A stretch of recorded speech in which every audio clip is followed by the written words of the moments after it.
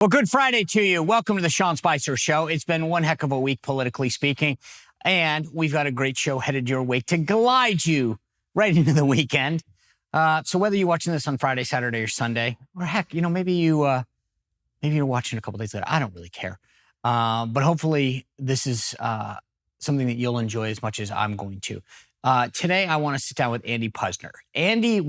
First met Andy.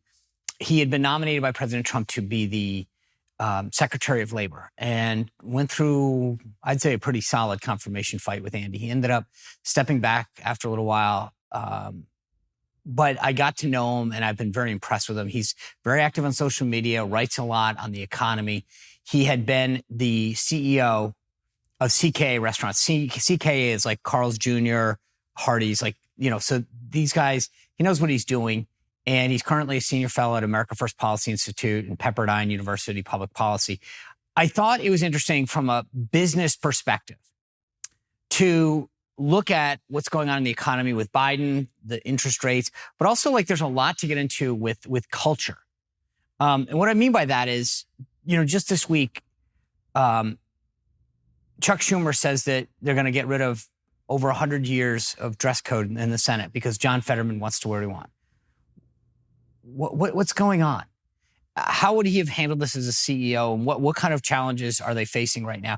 And because obviously the restaurant industry is challenging. And what would he have done? I think it's just fascinating culturally. Also, all this ESG stuff, the woke stuff in DC, in Maryland. By the way, they've jacked up the minimum wage and are basically saying they want people to make a living wage. Well, what does that do to the industry? What does it portend for the future? I think I'm actually interested in his take of what this means. And also, like I said, he went through the confirmation process. And I'd like to get his take for people who've never been through it before, what that all means. So, great conversation headed your way. It's Friday. Let's get into it.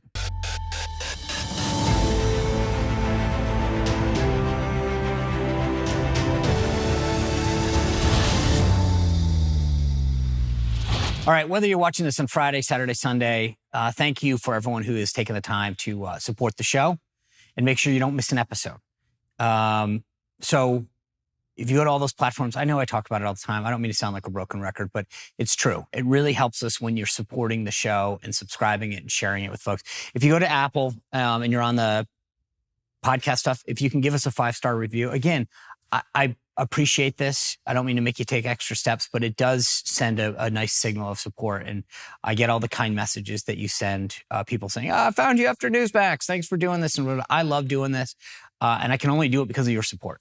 That's the bottom line. So thank you for following us and sharing us. Those are the things that we can do.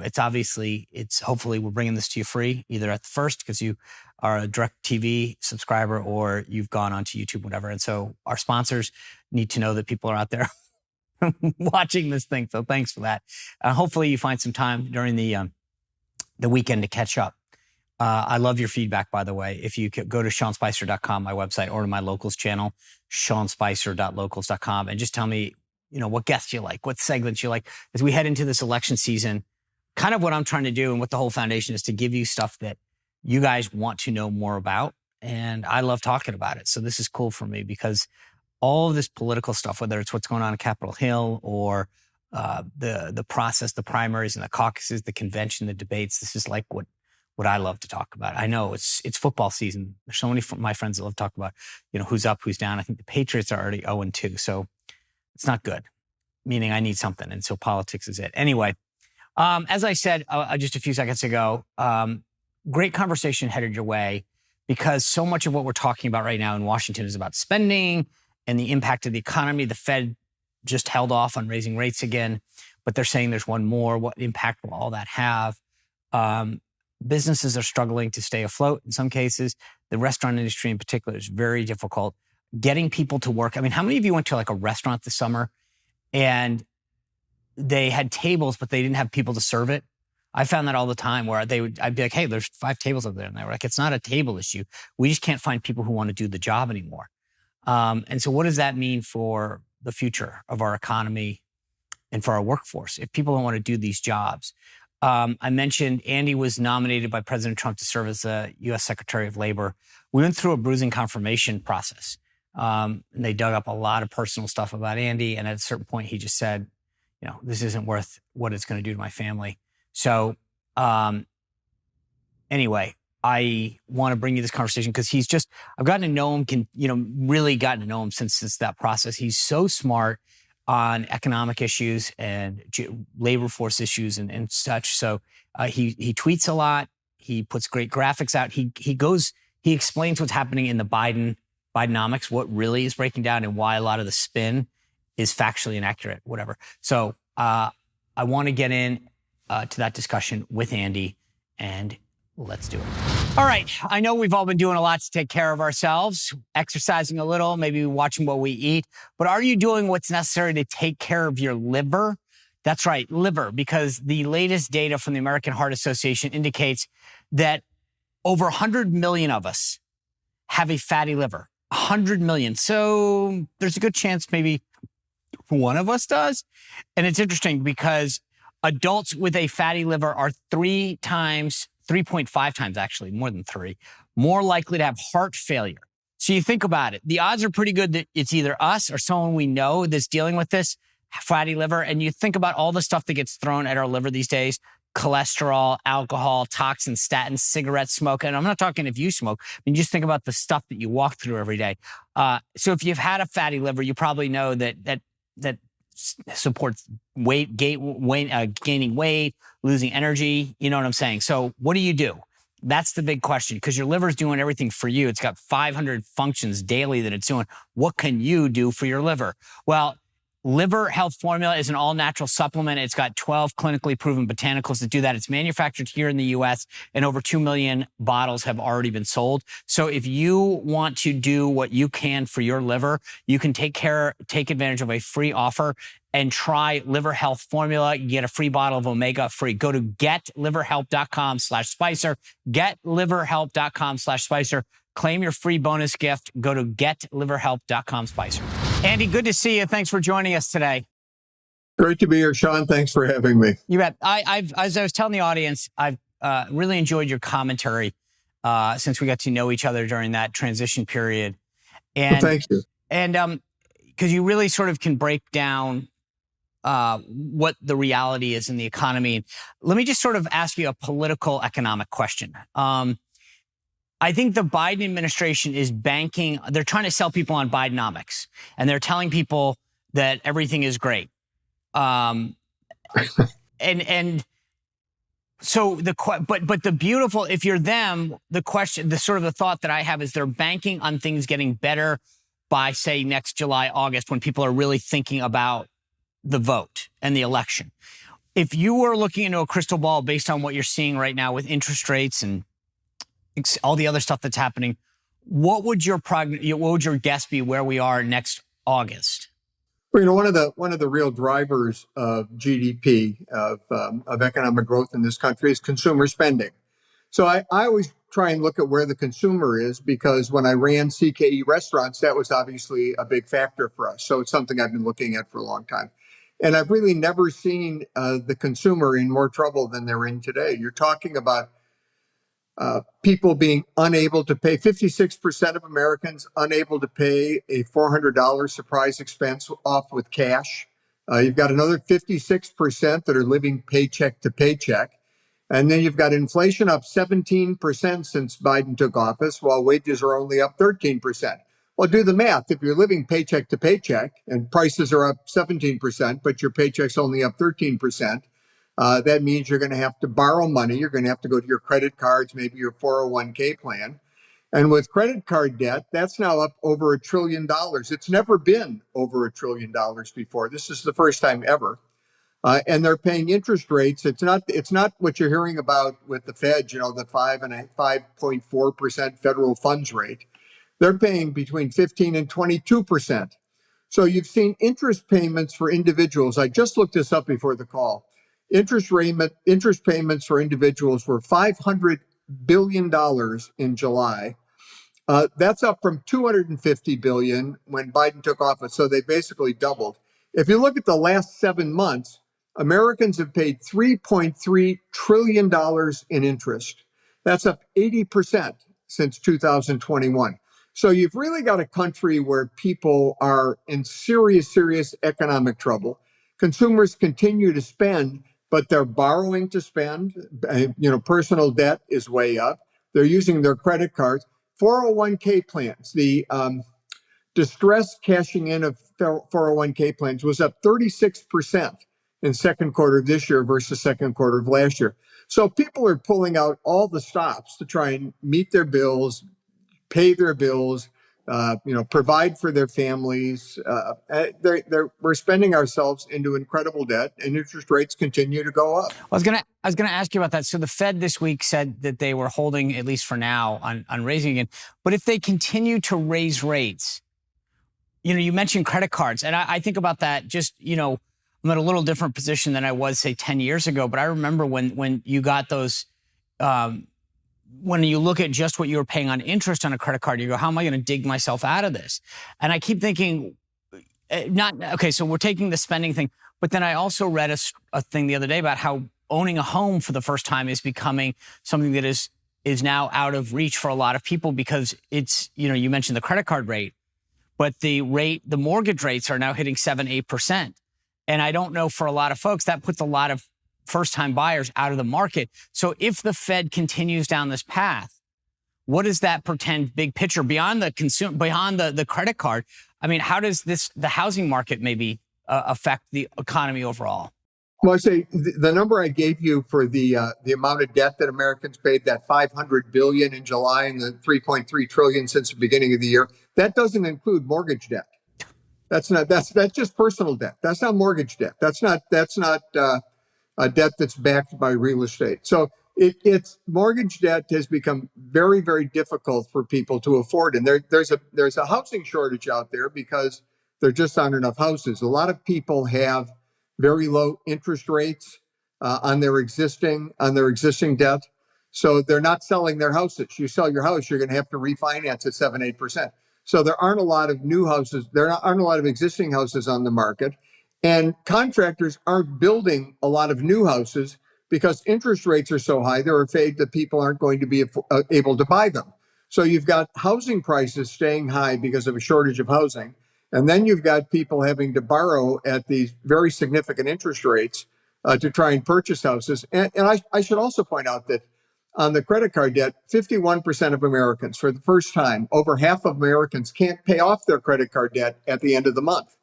So you've really got people that were in the situation you were in 10 years ago, and I was in probably 20 years ago because I'm older than you. But at the point where you couldn't pay that bill off at the end of the month, and at the interest rates they're paying now, these interest rate increases are a terrible burden for American consumers. And look, this is not going to get better by next June or July. The Fed's talking about another increase this year. They were talking about 3 decreases in interest rates next year of a quarter point each. They're now talking about 2.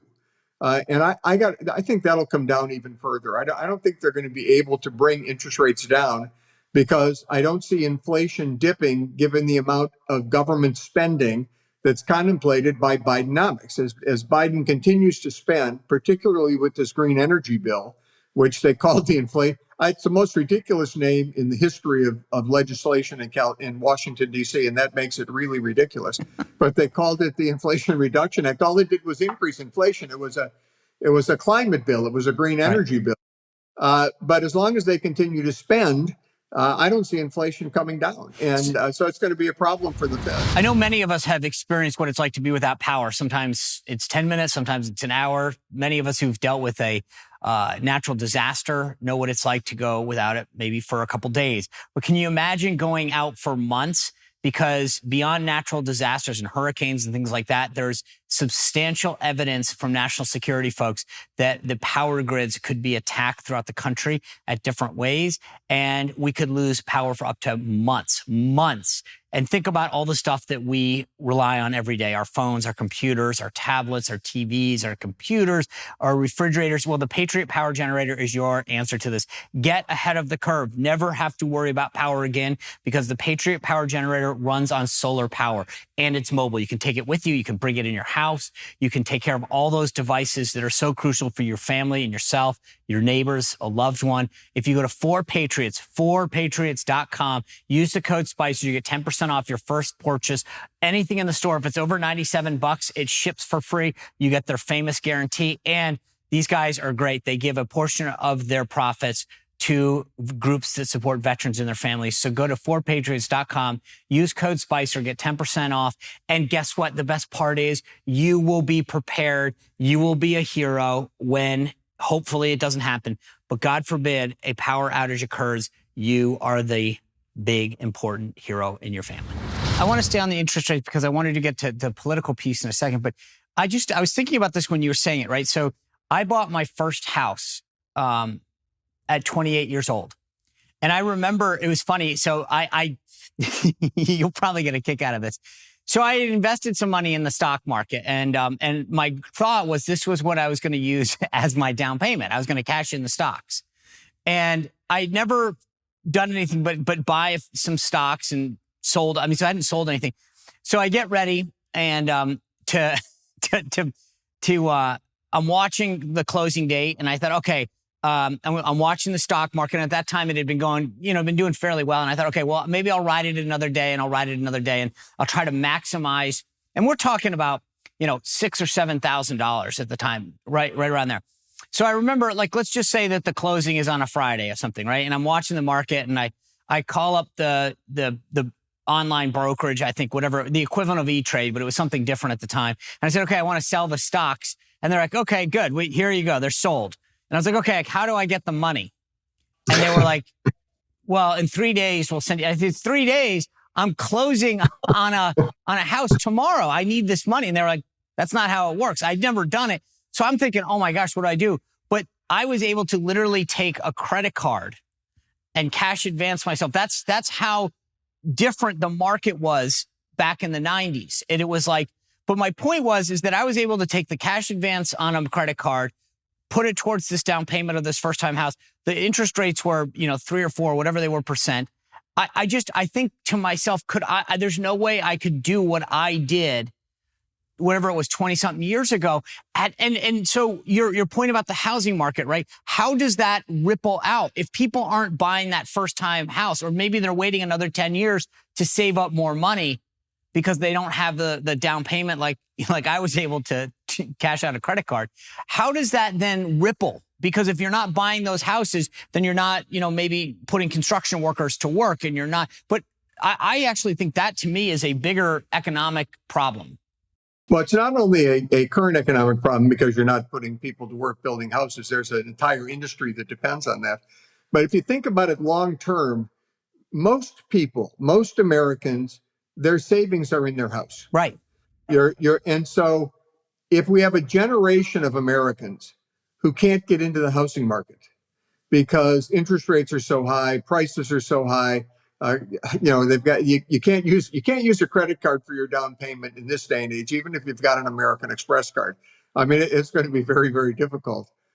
So it really has long-term ripple effects, and I think will affect people for many decades to come, unless we can get some competent leadership in Washington, D.C. and get interest rates back under control, start producing energy again so we don't have these huge interest rate increases due to energy production, start to reduce regulations, keep taxes low, do the kinds of things that actually help people so we can get back to the economy we had in 2019 when people were actually flooding out. Right now, we see people leaving the labor market.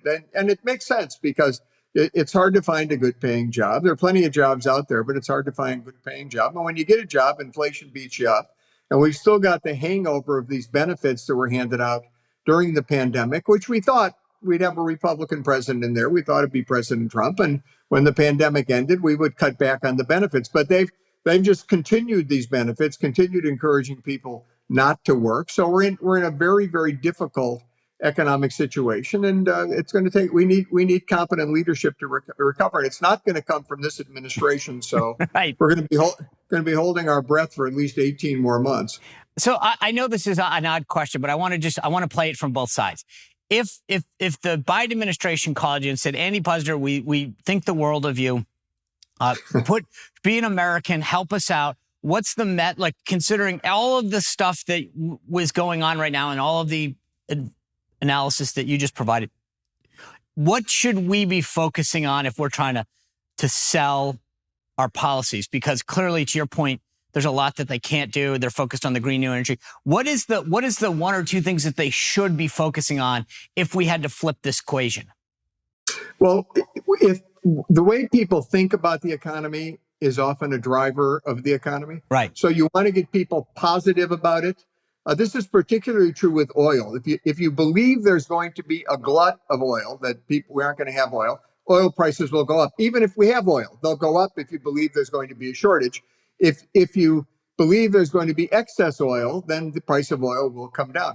So the first thing I think Biden should do is take a page out of President Clinton's playbook and stand up in front of the American people and say the era of big government is over. We're going to start reducing regulation. We're going to start shrinking the size of the government. The second thing you should do is say we're going to make the Trump tax cuts permanent, because while I've been telling you all that it was the 1% that benefited, that was just untrue. In fact, the top 1% are now paying more in taxes than they did during the Obama presidency and prior to the tax cuts. And everybody else is actually paying less as a percentage of total taxes.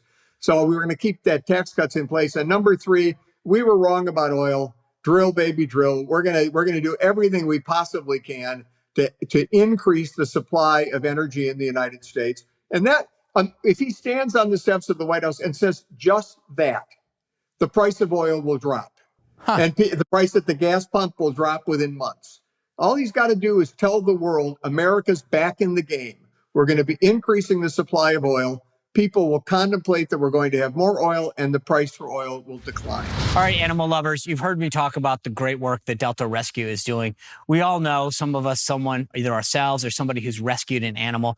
Well, especially post-COVID, there are a ton of people that got animals that probably shouldn't have. Dogs, cats, you name it, that were abandoned. Delta Rescue comes to the rescue. This is the largest care-for animal sanctuary in the entire world. It's a no-kill shelter. As someone who has rescued 3 dogs, I know how that's a question that you always ask. Is this a kill shelter? Is it not? And a lot of times you got to take the animal right away because it's some of these places just can't care for them. Delta Rescue, though, not the case. These folks take care of them for life. They provide the nutrition, the veterinary care, and all of the things that are needed to love and care for a pet for life. Leo Grillo is the owner and the founder of this. He's a Hollywood actor, and he believes that what Delta Rescue did is not a partisan thing. It's something that everybody should be able to come to together, and they rely entirely on our contributions. $5, $10, $100, whatever you can do. Go to deltarescue.org. Check out the work that they do. They'll send you their newsletter. You can talk to someone if you're really interested in some of the work and the efforts that they're doing. So go to deltarescue.org because they rely entirely on our contributions. Thank you. On the flip side, if you're the Republican Congress or one of these candidates that's running for president, what is it that, do you want to, I was giving a speech the other night and I said to folks, they were all fretting and hand wringing. And I said, how much more can you get? Literally, to your point, you walk down the street, prices are higher. You go into the supermarket. Our foreign policy is a disaster. The guy on tape can't walk down a flight of stairs. At some point, this is a massive gift, but what would you say from an economic messaging standpoint Republicans should be focused on? Like, here are the 1 or 2 things. Don't say anything more, just these 2 things. I'd say number one, that's a really good question. I want to be thoughtful about this. I'm glad that this isn't that you got 5 minutes and the interview's over type of segment. But I think they say, look, America, we can get back to where we were. Right. We can get back to 2019 if we cut taxes, reduce regulation, and increase domestic energy production. We need to seal the border, and we need to do something about crime in our major cities. But if we can keep taxes where they are or reduce them, we can reduce regulation, and we can begin producing oil at the levels we were producing them at. Your life's going to be better. Your retirement will be better. the lives of your children will be better, and we can make this the country that it once was before the Biden presidency. So the President Trump next week is going out to Michigan to give this speech in front of these UAW workers. And it's interesting because traditionally Republicans would never, I don't think, really be flocking to a union, especially auto workers. I sort of am interested in your take because it seems to me as though President Biden has really blown it. A guy who calls himself Union Joe, he can't get the auto workers, which is an unbelievably traditional Democratic base, to get behind him. What should Trump's message be? Well, Trump actually, he's right on message. The message is electric vehicles are killing the American automobile industry. They're bad for consumers. They're bad for auto workers. And they're going to destroy the UAW. And let me tell you why that's true. This is one of those unintended consequences of this green energy electric vehicle transition. There's a lot of unintended consequences. We didn't know we were going to be used forced labor and child labor to dig up the minerals. We didn't know that there'd be all these environmental problems with digging up the minerals and with disposing of the batteries. We didn't know that it would cripple our electric grid if everybody went with electric cars. I mean, there are all these unintended consequences when the government mandates something and doesn't rely on the free market and consumer demand to drive the economy. When consumers drive the economy, we end up in a good spot. Yeah. When the government mandates it, we end up being Cuba, Venezuela, the former Soviet, all of these socialist countries where that just doesn't work. One of the unintended consequences of what Biden's doing with electronic vehicles is he's going to wipe out the gas-powered vehicle industry. They're Ford, Chevy, Ford, General Motors, Stellantis, which owns Chrysler, are all moving heavily towards these electronic vehicles, and they take 40% fewer employees to make. So you have 40% fewer people on the manufacturing line because they're easier to make. It's easier to make these vehicles. There was a report out within the last couple of days from the America First Policy Institute that said that the car manufacturing industry would lose 117,000 jobs because of Biden's push for these electronic vehicles. Well, most of those are going to be gas-powered vehicle jobs, and they're all going to be they're mostly going to be union jobs lost in union states, because the money from this green energy money that's going to electronic vehicles isn't only going to wipe out jobs, but the money's going to right-to-work states that aren't unionized, because the people that are building these cars, they don't want to build them in the union states because it's too expensive. Labor's too expensive. So the money's going and the jobs are going to right-to-work non-union states, and the jobs that are being lost are union jobs. So when Fain is out there and he says, well, we're going to fight our number one enemy, these terrible companies that hate our workers, and and they demand a 40% increase in wages. Well, Ford, Jim Foley at Ford came in and said, well, you know what? How about 20%? Well, that's not exactly a miserly increase. I think most people would be very happy with 20%, but it's certainly an indication of good faith, if not a generous beginning position in these negotiations. So their enemy isn't these car companies. These car companies want their employees to be happy. They want to be profitable, but they want employees to be happy because your employees are your most valuable asset. They'll go work somewhere else if they're not happy. So they want them to be. The danger here is the Biden administration. The Biden administration is killing union jobs, and it's sending money to non-union states, these right-to-work states. So if the union would wake up and see that, I think they could actually make some progress in this area. But don't you think it's the union? Like, I agree with you. I think the funny thing is Biden keeps talking about he hopes that there's a deal. A deal helps them in the short term. They can give them a 40% increase. They can give them a 50% increase for all I care. But at the end of the day, if you switch everything over to electric, you're going to get a 0% increase because your job's going to go away. And the nice thing is that Trump is saying, regardless of the percent increase you get, I'm trying to save your industry. Like, you won't have a job if Biden's here. So the percentage you get as an increase doesn't matter if you don't have a job. I'm actually trying to save your industry. Yeah. So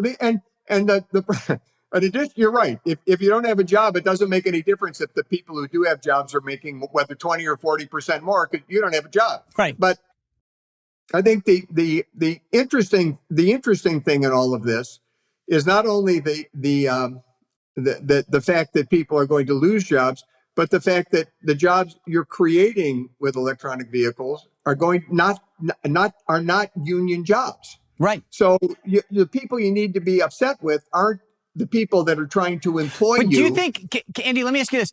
I totally get it, because the batteries and everything else. Do you think that we should be driving a truck through this message right now? Because I'm sitting here going, wake up, folks. This is the clearest example, if you're a union member, of what the Democratic leadership is supporting and proposing. Republicans could drive a truck through this message and say, hey, guys, yes, all these electronic cars, less workers, parts not from the U.S. Even if they do build them, the batteries, et cetera, aren't coming from here. So you're screwed. And they're coming from China. Yeah. Like you're sending jobs to China. We're doing this all over again, right? We're going back to the 19th. We're going to send all the jobs to China. What percent of American people do you think want to buy an electric vehicle as their next vehicle, a pure EV? 1 in 10? 8%. Oh, so wasn't that off? Yeah. No. I mean, nobody wants these. You know, the funny thing is, so this is a true story. I've never driven a Tesla, right? I go, I'm at the rental car place. This is a couple months back, Logan Airport. I pull in and they said, hey, we have a Tesla. And I was like, hey, this is pretty cool. They're like, oh, it's in your bracket, whatever, my rental thing is. And I said, cool. And then I said, well, I got to drive up to New Hampshire. And then from New Hampshire, I got to go to Rhode Island. And how far does it go? And he goes, I don't know.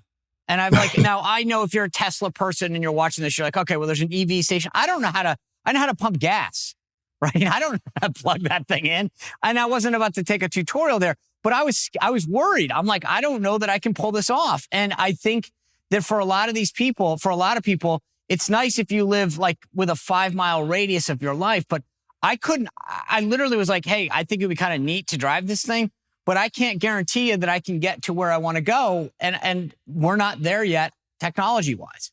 No, look, if people want Teslas, if they want it, that's great. I think Elon Musk is wonderful. I do too. So if you want to, the problem is the government forcing people to buy them, forcing manufacturers to make them. But you're right. No, people don't want them because they're very unsure how far they can go. There are a lot of advantages to gas-powered cars beyond just the distance you can drive them. But the distance you can drive them is a very significant thing. I have a son who's thinking about leasing a car, and he's in college in St. Louis. We live in Nashville, but he wants a car where he can get from St. Louis to Nashville. And that's going to be tough if he's got an electric vehicle, because I don't know how many charging stations there are between St. Louis and Nashville. I'd imagine not very many. But if people want these cars, we'll come up with the charging stations, just like we came up with gas stations back in the early 1900s. But I also don't know how long it's going to take me if I stop, right? Do I have to wait an hour? Is it 2 hours? I don't know enough. And that's until it gets a little better. I'm not sure I want to make that leap. And the lines are long. Right. I mean, if everybody's, it's so ridiculous. I mean, this is just such a ridiculous product to be shoving down everybody's throats. And the reality is the environmental benefits aren't there. This isn't going to make a whit of difference in the world as to whether or not we're going to have. You know what it reminds me of? If you believe that carbon emissions cause climate change, this isn't going to have an impact on it. It reminds me of all these elites that love to talk to us about climate change and then get on a private jet. They want everyone to have a Tesla, but they want to be, in Biden's case, he's driving around in a Chevy Suburban. And I get it. It's like they just want to virtue signal to everybody else and tell us what we should do with our lives. Andy, I want to ask you a question, though, about keeping on this UAW thing for a second. You were a former big-time CEO. One of the comments that I hear, not just here, in the interviews that I hear when I turn on CNBC or the Today Show, and they've got the CEOs of a lot of these companies, the workers are saying the CEO makes this percentage more than the average worker, and that ratio has gotten bigger over the last decade or so. Is that a fair argument? As a former CEO, do you really care what your average worker was making? No, absolutely. Everybody cares what the average worker is making. But the question is, how valuable is your CEO? Think about it like as a general manager or a manager of a baseball team. Was Billy Martin, who any team Billy Martin went with, all of a sudden they started to win. It didn't make it. They could be in last place. By the time he was done, they'd be in first or second place. He was a very valuable manager. You would pay a lot to have a manager like that. You would pay a lot to have somebody that knows how to make a business succeed. you've having somebody work on an assembly line or work at a cook station in a restaurant. Those are jobs with those are wonderful jobs. People have a lot of responsibility, but they're a different skill than making an entire enterprise successful. And boards of directors try and find the CEOs that will make their company the most successful, and they compensate them on the basis of what the competition's making, because if somebody is successful at something, another company will try and lure you away to be, to help them So get out of trouble. if you were the CEO of like Ford or GM or something, and you were on CNBC and they said, Andy Puzder, your salary is exponentially bigger than your, like, do you think they deserve to close that ratio? What would you have said? I would have said I'm paid what the board of directors and who are elected by the shareholders believe I'm worth. And if they don't think I'm worth it, then they shouldn't renew my contract. But do you? I'll find something else to do. Wouldn't then the next question be fine? That's what you're worth, but shouldn't you then? Don't you think your employees are worth, X percentage more? I think my employees are worth a lot, and we want to compensate them to the maximum amount we can, and still be profitable, still generate a return for our investors, and to keep them happy because they're important to the business success. But what the CEO of a company makes, whether it's my company or a different company, is not. You can't judge the salary of the employees based upon the salary of the CEO. Right. They're very, very different positions, and they don't need to line up. If you have a bad CEO, he shouldn't make very much money, and he should be terminated. You should lose your job quickly. That's the basis on which you judge a CEO, and it's a basis on which you judge employees. They should be paid commensurate with what they provide, the benefit they provide to the enterprise, and they shouldn't be paid more than the benefit they provide to the enterprise. All right, so let me go down that. Let me keep. And by the way, a lot of the compensation that they include when they talk about CEOs is stock grants. Right. The CEOs get granted stock, so they have an incentive to try and increase the value of the stock. So it's not always salary, right? We're talking about. So there's a world of difference between CEO compensation and the compensation of employees. All right. So what about profitability? Because one of the points that President Biden keeps saying is, well, these companies are profitable and therefore they should share it with the employees. I look at that and say, if I'm a stockholder, no. I'm the investor. I want to get paid out as well. Where's that line between, like, does he have a point, do you think, when he says the employees should be the first to share in this?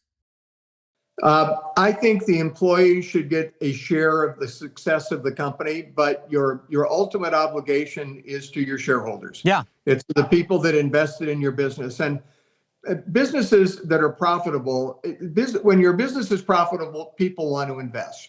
The more profit they think there is, the more they will invest.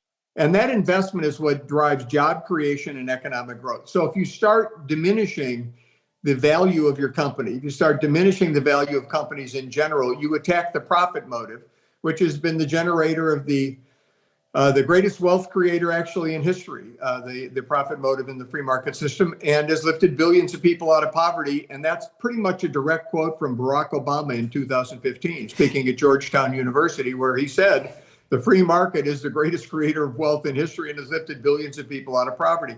When you attack the profit motive, you attack that profit-driven system that has really turned around humankind over the past 200 years. Yeah. We had 94% of the world living in poverty before capitalism. Today, that number is under 10%. And it should be lower, and we can get it lower. Yeah. But we can't get it lower by ignoring what got us here, and that was the profit motive and free market capitalism. Let me ask you to keep your CEO hat on for a second.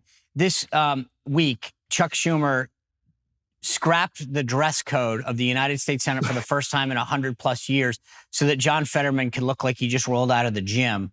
What message does that send when the majority leader of the Senate caves to the lowest common denominator and says, yes, you can walk on the Senate floor now with a hoodie, gym shorts, and sneakers? Well, the one thing that always separated the Senate, I think, from the House or from any other branch of government was the dignity of the institution. Right. I think people respected the Senate because it was a group, it was 100 of the very experienced and intelligent people who went through a political process to get where they got and were successful.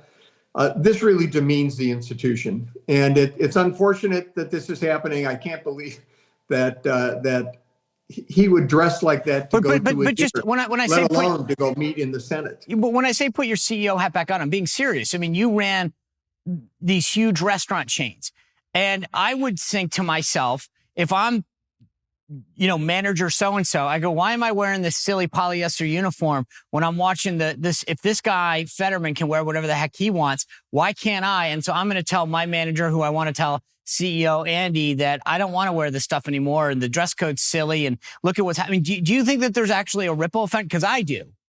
Well, there certainly would be if it happened in a corporate headquarters where you had a certain dress code for customer service purposes. If the top officials of the company started dressing like they just finished their workout rather than in an inappropriate business manner, I think it would have a ripple effect through the institution, and it would be bad for employee morale. And employee morale is very important to the success of any business. I just see a lot of people going, well, if a senator can do it, why can't I? Why do I have to wear something nice here at CKE headquarters when this Fetterman guy can look like a bum? But I want you to weigh in on one other thing, too, that I sort of am intrigued as someone of your stature. There's a movement now post-COVID to get a lot of companies are saying we all need to get back in the office 5 days a week or whatever, 4 days a week. I have mixed feelings on this. I heard Kevin O'Leary, who's on Shark Tank, say, hey, look, get the best employee and figure out what works for them. I've heard a bunch of other people saying, hey, the job is here. You show up. There's mentorship. There's accountability of being in the office. Michael Bloomberg has been talking about that. Where do you come down on that sort of, where should employees be forced to be back in the office? Should there be some flexibility? No, I think employees should be back. If I were running a company now, I would have employees coming back into the office. First of all, I think the employees that you would lose, if you said the employees have to come back to the office, the ones that would leave are the ones you probably ought to get rid of anyway. They're ones that really aren't dedicated to the business and aren't trying to move forward within the company.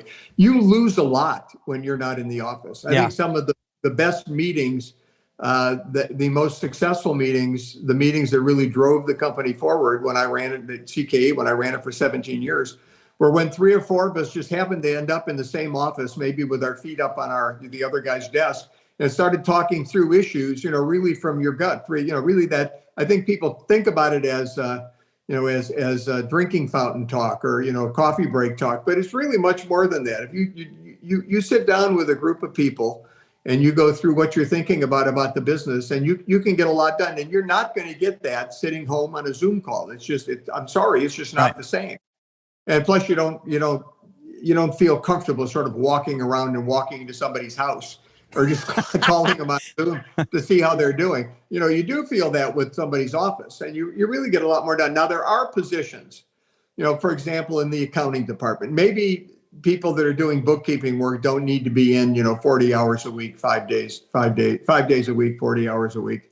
But most jobs where you've got decision making and you've got people who want to kind of move up in the organization, I think it's very important that they be in the office and be interacting face to face. So I continue to keep your CEO hat on for a second. You have been very active also in the sort of the woke ESG, environmental social governance, sort of really trying to figure out ways that people can support companies that might not necessarily align with their values. As a former CEO, you ran successful companies. Do you think that your association with Trump and the conservative movement, how would that hinder you getting hired again? If you said, I want to get back in the workforce, do you think that a Fortune 500 company would hire an Andy Puzder again based on the comments that you've made about the current administration and your association with the Trump administration? No, I think that would hurt in the current environment. And by the way, the comments I made, even if they weren't about Trump, the comments I made about minimum wage, the comments I made about Obamacare, I think prior to when I retired in 2017 would make it very difficult for people to hire me today. Not because CEOs have changed, but because of the pressure that's coming down from institutions like BlackRock, like Larry Fink at BlackRock, who's got, his BlackRock is now, it's the first, second, or third largest shareholder in 90% of the companies in the S&P 500 and owns at least 5% and 97.5% of the companies in the S&P 500. It's other people's money, but Larry Fink seems to think that he should be able to use the voting power that comes with that to direct CEOs as to what policies they should pursue. And he's a very ESG woke kind of guy, although he won't say ESG anymore. He now says it embarrasses him. He says he's a conscientious capitalist, which if that's different than ESG, I'm not sure how. Real quick though, what percentage of CEOs do you think keep their mouth shut and abide and go with the Larry Fink mode, or that actually buy into this crap? I mean, I have a feeling it just seems to me a lot of them are scared to actually say what's true and right. They're just trying to show that they're woke. I think they are, and I think actually this stakeholder capitalism ruse that the Business Forum came up with under Jamie Dimon. I like Jamie Dimon; he's a very smart guy. But they said we're not going to focus on stakeholders anymore. We're now going to focus on our employees, our suppliers, our community, and there was one other. But I mean, they're all the things that you would focus on anyway. Like what idiot CEO wouldn't focus on his customers? Right. If you don't focus on your suppliers, they give the best deals to the other guy. Yeah. And everybody knows you have to be liked in the community. So they really were trying to avoid getting criticized by Larry Fink. They're trying to look like they're becoming more woke and more sensitive. I think stakeholder capitalism was a ruse and was an effort by a lot of CEOs to find something they could hide behind, right, and look like they were towing the woke line. Yeah, Andy, always enjoy our conversations. Thanks for joining us today. Have a great weekend. My pleasure, buddy. Thanks. All right. Thanks for watching this. What a great conversation. I love Andy. If you don't follow him, do. He's got great insights, especially when Biden's trying to spin you. He's always got some great article or op-ed out or a snippy thing on Twitter that gives you the straight scoop on what's really happening in the economy. Also, please continue to subscribe, follow us, go to Apple Podcasts, give us a 5-star review if you're there. Thanks to everyone who's watching on the first. We've got a great week coming your way next week. Obviously, a big Senate spending showdown in the House of Representatives, the fate of Kevin McCarthy in the balance, whether he can get a deal or not. And the second debate, that's on tap as well. By the way, one last thing. We did debate prep before. If you go to my locals channel, SeanSpicer.locals.com, myself, Mark Halprin, and others will be doing a debate prep session on a Zoom call the morning after debate. Go to SeanSpicer.locals.com. Sign up to get the information on the Zoom call. We do it live at 9 a.m. the day of and the day after the debate with debate insights that you will get nowhere else. Go to SeanSpicer.locals.gov for all the details. I will see you next week. Have a great weekend. Well, if you enjoyed this content, make sure to like this video, subscribe, and click the notification bell to get more.